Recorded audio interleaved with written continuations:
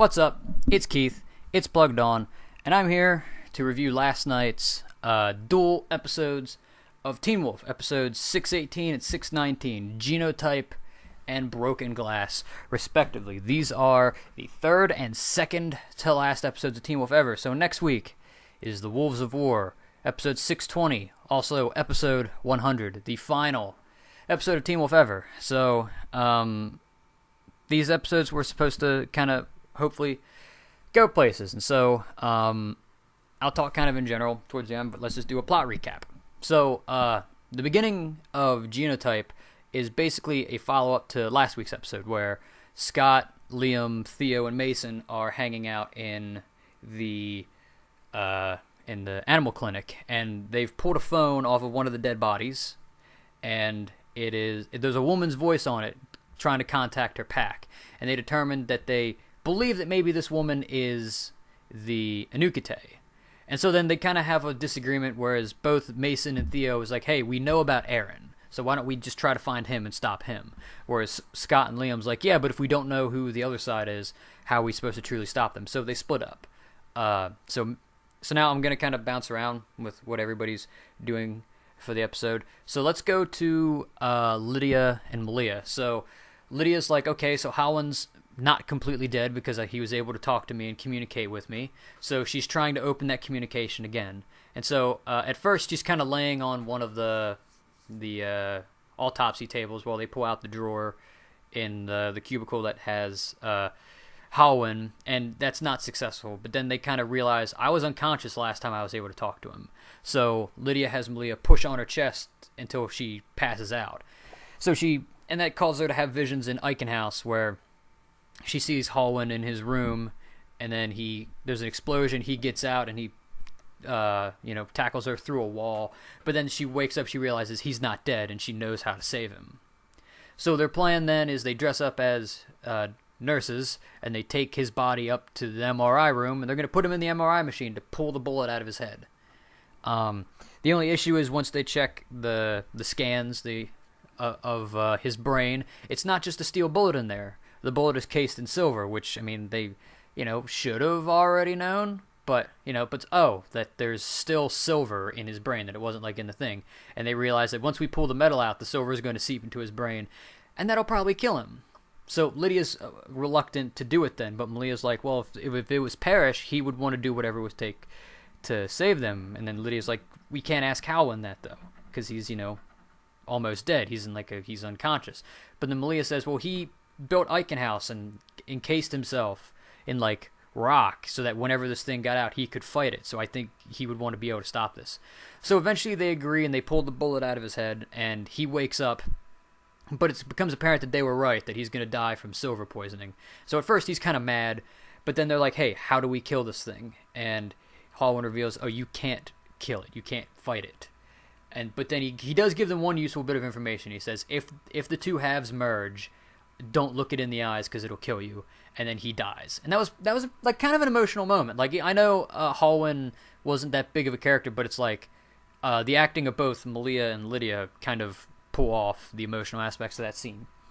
So now jumping to Mason and Theo, they're down in the tunnels because everybody's been afraid to go down in the tunnels since Scott met up with Monroe down there. So they think, oh, Aaron's probably hiding down here. And so they kind of use we have to follow our fear logic to go through it. And then part of the way through it, Mason questions why Theo's doing this. He thinks Theo wants to be a part of the pack, and which he probably does. But then, Mason basically tells him, I won't forget. And even though I'm terrified of what's down here, I'm more terrified to turn my back on you. And it looks like Theo's going to attack him. But then Aaron shows up and attacks the two of them. So I'll get back to what's happening there in a second. So at the animal clinic, Liam wants to call the person back on the phone to figure out who it is, and Scott's reluctant. But then, so Liam does call, but then Scott forces him to hang up really quickly. But then the number calls back. And so while they're debating whether or not to answer, it, stops ringing. So Liam's like, all right, fine, I'm calling it back. And it's from the school.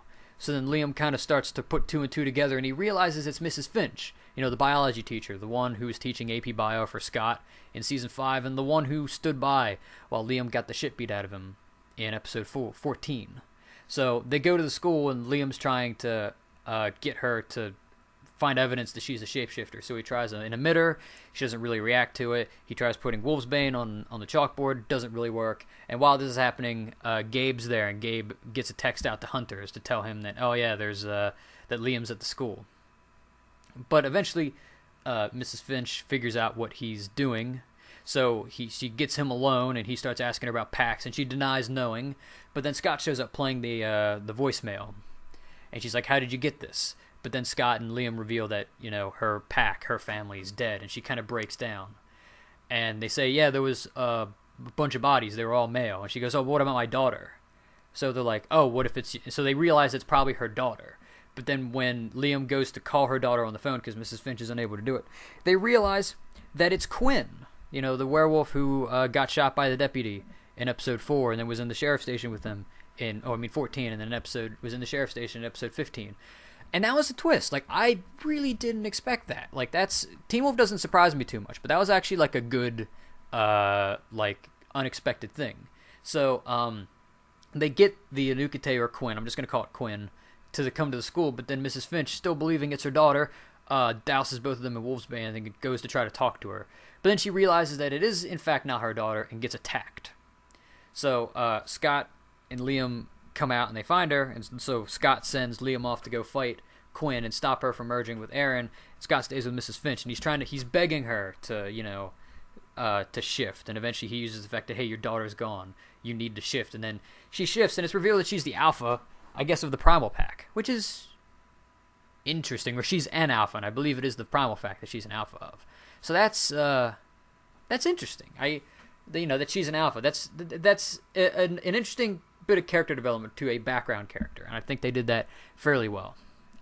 So Liam finds Quinn in the library, but then it also turns out that Aaron is there. So what he had done is he realized that Quinn could feel when he got hurt when he was fighting Theo. So he gets Theo to stab him in the stomach, and then he figures out and uses that to try to find Quinn. So Liam tries to attack both of them, but gets beat really easily. So then the two of them, Aaron and Quinn, kiss, and it looks like the spiders are being transferred between them. And then they start to fight, which I assume is maybe over who's going to be the dominant half. And Aaron eventually wins, and then he turns into the red, mouthless, like purple-eyed creature. And Liam wants to fight it, but at this point, Lydia, knowing the danger, shows up and just convinces him to run away. And then the hunters have finally showed up with Gabe, and Gabe hides, but the two hunters look the Anukete in the eyes, and they turn to stone. And so then there's a scene later in the hospital where the Anukete is just walking through the hospital, and people are looking at him, and they just turn to stone. So then that's basically, there's only two more things that happen. So the other thing that happens is Malia's kind of sitting on Scott's bed. She's holding the silver bullet, probably out of guilt. But then Scott's trying to clean the blood off him, and Malia's like, there's too much blood. You got to get in the shower. So he's like waiting for her to move, and she says, you've seen me naked. So Scott takes off his shirt, and then Malia takes off her shirt. And so then, yeah, that leads to the shower scene that's been, heavily anticipated because it was in the trailer. And it is hot. It was hot. I liked it. It was a cool scene. I like that I think they've done a good job pacing Scalia this season. So, alluding to in episode 17 that, maybe Malia's starting to fall in love with Scott. Who knows? There's still another episode technically after this, but so that happens. And then Gerard meets up with the Anukete in the morgue, and he talks to him, and he's like, yeah,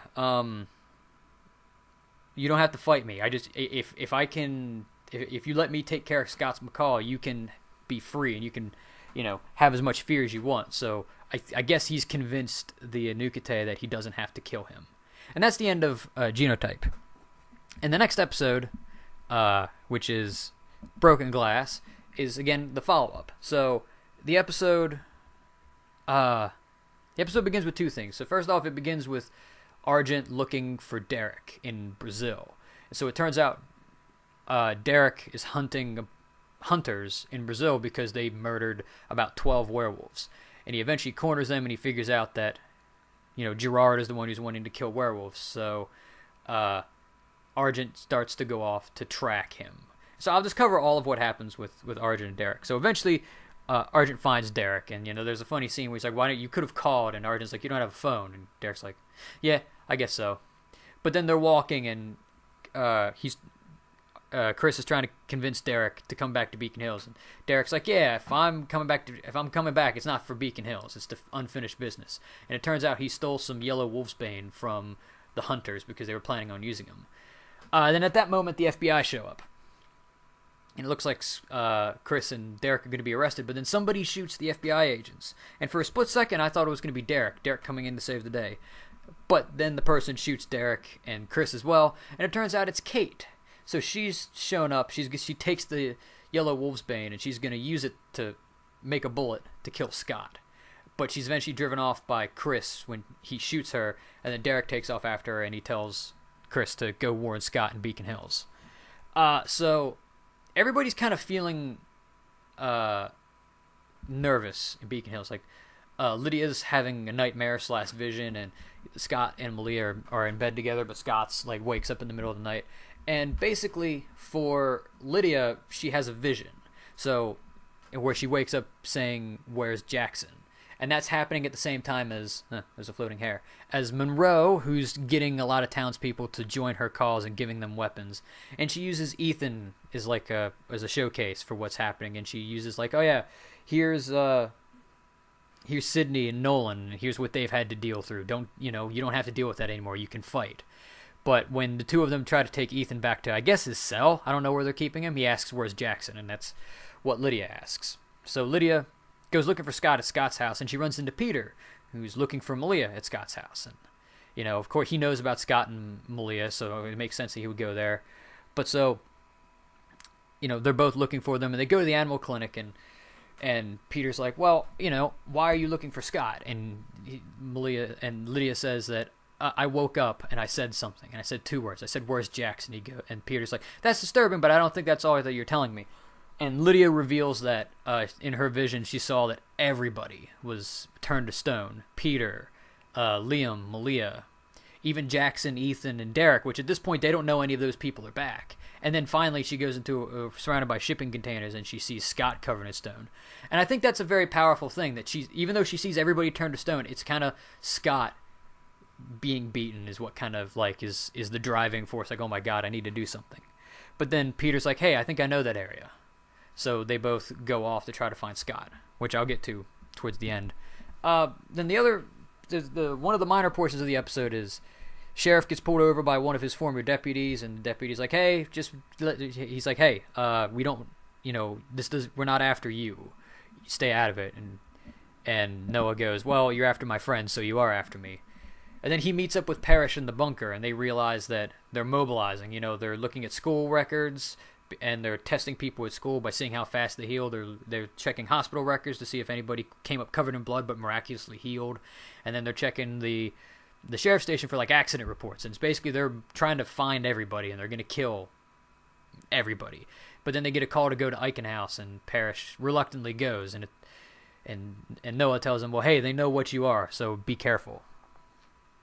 And then one of the final 2 major portions of the episode is Liam meets up with Nolan in the library, and everybody's afraid of Nolan now because of, I guess, the power that he has. But Nolan is apparently changing sides. So he tells Liam, "I'm going to show you something, and then I want you to beat me up so that I don't get killed. So it looks like you got the information from me." And Liam's like, "I'm okay with that plan."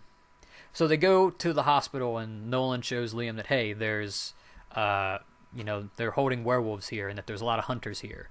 And Liam calls Mason. He's like, "Should I pull the IVs out because they're dripping them with like wolfsbane in their IVs?" And Mason's like, "No, wait for us to show up." So Nolan tries to leave, but he's intercepted by Gabe, and Gabe reveals that, "Hey, we knew you were going to bring somebody here, and it's a trap." And then he starts beating up on Nolan. When then Mason and Corey show up, and they realize, oh, there's hunters, and they start to lock down the hospital because they're going to kill Mason, Liam, and Corey, and probably the other hunters. That's the plan. And then the last section of the episode is Scott and Malia go to Deucalion to learn how to fight blind because, you can't look at the Anukete. And Scott says, I'm not going to run. And then Deucalion's like, that sounds like an alpha. But the training doesn't go well. At first they try using sound, but, they're not used to it. They can't use sound. Then they try to sense, like, the heat off of things using the touch of their skin, and that still doesn't work. And then they try pressure, and it just doesn't really work out well. But then Deucalion's like, all right, fine. He says, well, they're questioning whether or not they can do this. And Deucalion actually brings up an interesting point that I thought was that I thought was good, which he says, well, what if this isn't like unnatural fear? What if this is just allowing people to act on their deepest, darkest feelings? And Scott and Lee are both like, I can't believe that. And so Deucalion's like, all right, well, I'm gonna go at you for real now, and you have to stop me. And Scott is actually eventually able to knock Deucalion down, and he goes, oh yeah, you might survive this. But then at that moment, Peter and Lydia show up, and Lydia reveals, like, oh yeah, we're not gonna survive this. It's happening. They're mobilizing. And then at that moment, the place gets lit up, and Deucalion is shot, and it appears as though he dies, which is an interesting prospect. And that's kind of where the episode ends, is with Monroe showing up, and they're gonna attack them. So all in all, I think these two episodes were good. I understand why the pacing of these last two episodes of the last, even episode 17 is a little weird, because they were writing all three of these episodes at the same time. Like, they were writing episodes 17 to 20 all at the same time. So I can understand it is cohesive, but I question. No, I mean, everything makes sense. It's like, and it works within Teen Wolf. Like, I know people are complaining about the pacing of this season, but it's like, Teen Wolf always works like this. Like, every season, it doesn't really start to ramp up until the last episode or two. That's how Teen Wolf's always been every season. Maybe the last 3 episodes. But, like, yeah, things don't start to get super serious until then. But, yeah, I thought they were alright. I'm just curious because, Kate's coming back, and then she's going to have a berserker with her, supposedly. And it's supposed to be Haley Webb's back, and then Styles is back, and Derek's back, and, Jackson wasn't in either of these 2 episodes, but Ethan was, so are they going to be in any more? So, and there's only apparently 10 extra minutes of actual showtime in next week's episode. So I'm just curious as to, like, on one hand, a lot's going to happen, which is really cool that this is going to be like a big action-packed episode. But on the other hand, a lot's going to happen, and at the same time, you kind of have to wrap everything up because, like, so yeah, you have all of these characters returning, and then on top of that, it looks as though there's the scene where the sheriff goes to Eichenhaus, which I'm assuming he's going to go there to save Parrish, and then there's supposedly the scene where Parrish, Stilinski, and Agent McCall are all at the hospital and stuff goes down, so that's got to happen. And then there's the time skip forward. There's a 2-year time jump, so that's probably going to happen at the end. But it's like, how's that going to happen? A lot's going to happen, and I hope they do it well. But I mean, everybody's been complaining that nothing's happening, so maybe people can stop complaining that maybe stuff's going to happen in this last episode. But it's the final episode. It's the series finale. So I mean, I assume it'll be good. The only other thing was, I heard that the last thing that they filmed was between Scott and Lydia in the final episode. And there wasn't really any Scott and Lydia scenes this episode. I mean, maybe, and judging by the background footage that you can see of the actual, like, them calling a rap on Lydia, on Holland and Tyler, it looks like it was in the shipping container. So either it was Lydia's vision, in which in her vision they just have Tyler stand in, or maybe due to the editing, because they were editing like all these episodes kind of again similarly, maybe that ended up getting pushed into the next episode, or maybe they were just doing the different shots for that final thing where Lydia shows up and warns Scott that everything's going to happen. One of my regrets, and hindsight's always 20/20, but I wish maybe they would have focused more in general over the whole series over Scott and Lydia, because they're the only 2 characters who have been there from the beginning and lasted all the way consistently until the end. And it's just like, I feel like besides season 3, maybe like they sat on it. And I get it too. On some level, I get it this season. You kind of have to put a lot of focus on Scott and Malia because you have to justify that relationship. But at the same time, it's like, at least one more scene. Like, there was the cool scene in the mid-season premiere where I guess Lydia and Scott were going to college together, but like, I don't know. Hopefully there's stuff in the last episode. But yeah. So that'll be all. So next week, the series finale review will be on the Plugged On main channel, and then I also plan on doing a ranking of all the seasons of Teen Wolf, and I want that to go on the main channel. And then I have another list that I want to do, which I want to put on the main channel, but who knows? It's a 10 ways to fix Teen Wolf video, which maybe I'll just put it on here. But yeah, so thanks for watching. Again, tune in to Plugged On next week for the series finale, episode 100, The Wolves of War. Ooh, it's gonna get good. All right.